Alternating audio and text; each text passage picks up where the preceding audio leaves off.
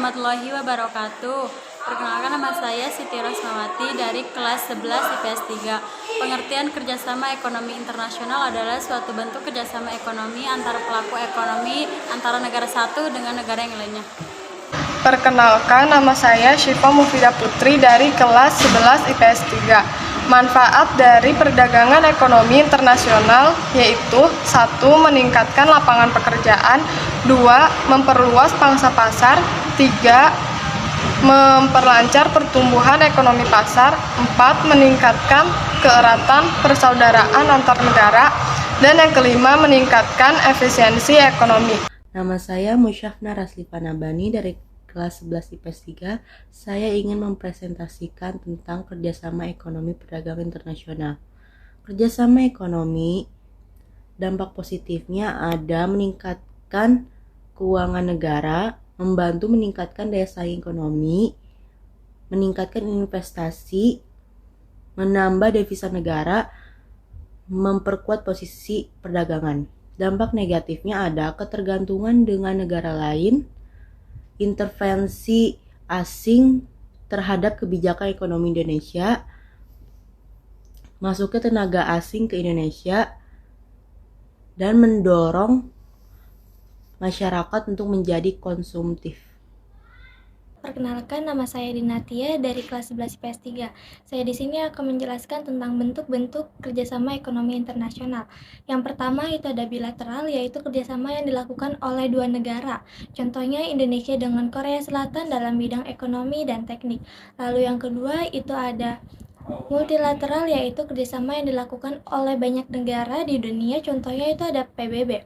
Lalu yang ketiga itu ada regional, yaitu kerjasama yang dilakukan oleh beberapa negara di wilayah tertentu, contohnya ASEAN Economic Community. Lembaga-lembaga kerjasama ekonomi internasional yang pertama itu ada PBB. PBB adalah organisasi internasional antar pemerintah yang bertujuan untuk menjaga perdamaian dan keamanan internasional, membina hubungan persahabatan antar bangsa, dan membangun hubungan kerjasama internasional. Sejarahnya, PBB berdiri pada 21 Agustus sampai 1 Oktober 1994. Pada konferensi Dumbarton Oaks di Washington DC, para diplomat tiga negara yaitu Inggris, Uni Soviet, Amerika Serikat bertemu dengan diplomat Cina. 4 negara tersebut merumuskan tujuan, fungsi, dan struktur PBB. Kemudian pada konferensi Yalta, pertemuan Big Four di Crimea pada Februari 1945 melahirkan dasar PBB. Pada pertemuan tersebut juga, Roosevelt, Churchill, pemimpin Uni Soviet, Joseph Stalin menyetujui sistem pemungutan suara di PBB, kemudian menyetujui bahwa PBB akan meneruskan kerja dan mandat LPB. Lalu saat ini negara yang ikut dengan PBB itu ada 193 negara termasuk Indonesia, tetapi pada 20 Januari 1965 Indonesia sempat mundur dari keanggotaan, namun kembali lagi pada 19 September 1966. Pada 28 September 1966, persidangan umum mencatat keputusan ini dan mengundang Indonesia untuk bergabung di majelis. Bahasa resmi PBB itu ada Cina, Arab, Inggris, Spanyol, Prancis, dan Rusia. Lembaga ASEAN, Association of Southeast Asian Nations. Pengertian ASEAN adalah organisasi geopolitik dan ekonomi yang anggotanya adalah negara dari kawasan Asia Tenggara. Organisasi ini berdiri karena adanya keinginan kuat dari para pendiri ASEAN untuk menciptakan kawasan Asia Tenggara yang damai, aman, stabil, dan sejahtera. Sejarah ASEAN didirikan oleh 5 negara, termasuk Indonesia. Pada tanggal 8 Agustus 1967, berdirinya ASEAN karena adanya kesamaan negara-negara yang baru saja berhenti dijajah oleh kolonial kecuali Thailand. Berdirinya organisasi ini di aula utama Gedung Departemen Luar Negeri Bangkok, Thailand. Pendirian organisasi ini ditandai dengan ditandatangani dan diwakili oleh Menteri Luar Negeri. Deklarasi dokumen adalah kata-kata sederhana yang berisi 5 halaman. Mulanya saat itu Thailand menjadi penengah rekonsiliasi antara Indonesia, Filipina, dan Malaysia. Keempat negara tersebut menyadari bahwa kerjasama regional sangat penting untuk mengatasi dari masa depan dan kawasan yang tidak pasti. Dengan niatan memperbaiki hubungan dan memperkuat kawasan, keempat negara tersebut mengajak Jepang untuk bergabung. Dan selanjutnya di sini saya ingin membahas tentang AFTA, ASEAN Free Trade Area. AFTA merupakan perwujudan kesepakatan dari negara Asia Tenggara untuk membentuk kawasan perdagangan yang bebas. Sejarahnya, AFTA dibentuk pada saat Konferensi Tingkat Tinggi atau KTT ASEAN keempat di Singapura pada tahun 1992. Harapannya, peningkatan daya saing ekonomi dan ASEAN sebagai basis produk dunia dapat dicapai dalam waktu 15 tahun, yakni sejak 1993 hingga 2008. Namun dipercepat menjadi tahun 2003 dan kian dipercepat untuk menjadi 2002. Lembaga-lembaga yang keempat yaitu ada ASEAN Pacific Economic Cooperation atau APEC.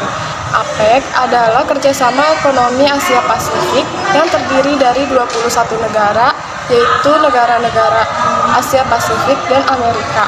Sejarah didirikannya APEC pada tahun 1987. Tujuan didirikannya APEC adalah untuk mendorong pertumbuhan ekonomi dan meningkatkan kesejahteraan anggotanya. Yang kelima ada OPEC, yaitu Organization Petroleum Exporting Countries. OPEC sendiri adalah organisasi yang didirikan oleh negara-negara pengekspor minyak bumi. OPEC didirikan pada 14 September tahun 1961 di Baghdad, Irak. Indonesia bergabung dengan OPEC pada 1962. Sejarah berdirinya OPEC adalah pada Februari 1959, harga minyak mengalami penurunan akibat monopoli yang dilakukan oleh The Seven Mayors atau negara-negara besar seperti Inggris, Jepang, Amerika Serikat, dan Jerman Barat. Lalu The Seven Mayors menetapkan harga minyak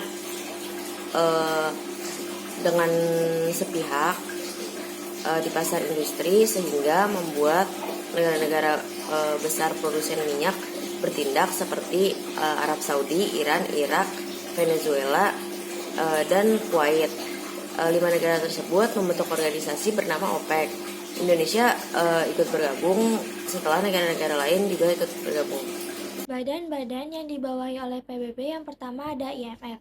IMF adalah badan yang dibentuk PBB untuk membantu keuangan di setiap negara.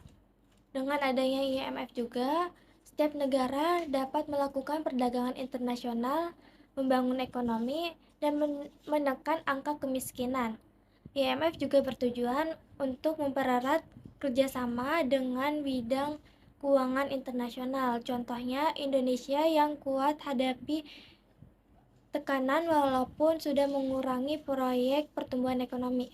Bawahi PBB, FAO, Food Agriculture Organization. FAO adalah organisasi pangan dan pertanian yang bertujuan untuk meningkatkan kualitas dan kuantitas pangan dunia. Contoh FAO adalah mendesak negara-negara untuk mencontoh Vietnam dalam menaikkan produksi pertanian dan mengatasi kelangkaan pangan dan ketidakstabilan politik. Badan-badan yang dibawahi oleh PBB yang ketiga yaitu ada International Labour Organization atau ILO. ILO adalah organisasi perburuhan internasional yang bertujuan untuk memperjuangkan keadilan dan perbaikan nasib para buruh di dunia.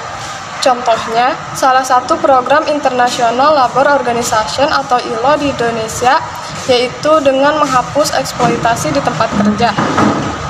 Wujud pengembangan dari program tersebut adalah dengan menerapkan peraturan dan politik ketenagakerjaan yang sejalan dengan prinsip dan hak mendasar di tempat kerja. Yang keempat ada UNIDO atau United Nations Industrial Development Organization. UNIDO sendiri adalah organisasi di bawah naungan United Nations atau UN atau PBB yang bekerja di bidang industri. Tujuan utama UNIDO adalah untuk meningkatkan sektor industri dari industri negara berkembang dan negara dengan ekonomi transisi. Contoh dari UNIDO adalah khususnya PBB untuk mempromosikan dan mempercepat pembangunan. Dan selanjutnya di sini saya akan membahas tentang WTO, World Trade Organization. WTO adalah sebuah organisasi internasional yang menaungi upaya untuk perdagangan antar negara semakin terbuka. Tujuan dari WTO adalah untuk mengurangi bahkan meniadakan tarif serta noti tarif dan hambatan perdagangan lainnya. Contohnya, program profesional muda WTO diluncurkan pada tahun 2016 sebagai kesempatan bagi para profesional muda yang berkualitas dari negara-negara berkembang dan terbelakang yang menjadi anggota WTO untuk meningkatkan pengetahuan mereka mengenai WTO dan masalah perdagangan internasional.